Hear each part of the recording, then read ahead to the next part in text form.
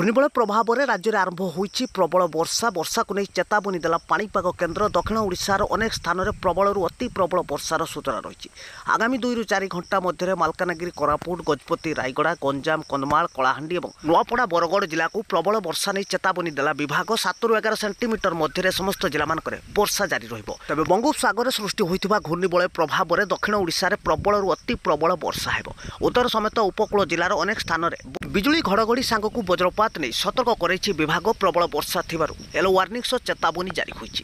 তবে নিশ্চয় জাণন্তু কোণ রয়েছে আজর পাণিপাগক নেই বড় অপডেট। তা পূর্বর ভিডিও को लाइक करंतु, चैनल को सब्सक्राइब करनथले एबे ही सब्सक्राइब करी शेयर करंतु। आईएमडीरू आसिला बड़ खबर। राज्य को आसुची प्रबल वर्षा। मौसुमी सांगकु घूर्णिबलय प्रभाव में राज्य में प्रबल वर्षा नहीं सूचना रही। मालकानगिरी, कोरापुट जिले में प्रबलरू अति प्रबल वर्षा हो।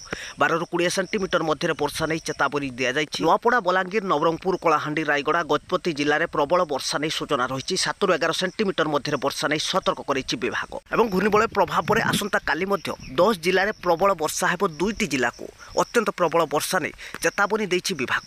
नवरंगपुर और नूआपड़ा जिले में अत्यंत प्रबल वर्षा थिबारु विभाग पक्षर 12 ରୁ 20 सेंटीमीटर मध्य वर्षा नहीं भुवनेश्वर पाणीपाग केन्द्र सूचना जारी होइछि। एवं प्रबल वर्षा नहीं आसंता काली आउ 8 जिला मालकानगिरी, कोरापुट, गजपति, कंधमाल, कलाहांडी, बलांगीर, केउझर, मयूरभंज जिला को पाणीपाग विभाग पक्षर प्रबल वर्षा बा 7 ରୁ 11 सेंटीमीटर मध्य वर्षा नहीं सूचना रही।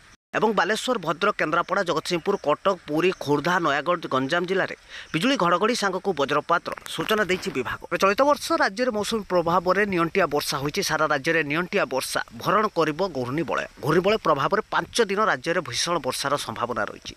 आगामी 24 घंटे बिजुली घड़घड़ी सांगकु वज्रपात नहीं सुंदरगढ़, झारसुगुड़ा, बरगढ़, संबलपुर, देवगढ़, अनुगुल, ढेंकानाल, केउझर, मयूरभंज, बालेश्वर, भद्रक, केन्द्रापड़ा, जगतसिंहपुर, कटक, जाजपुर जिले में बिजुली घड़घड़ी सांगकु वज्रपात और हालुकार मध्यम धरणर वर्षा जारी रहिबो।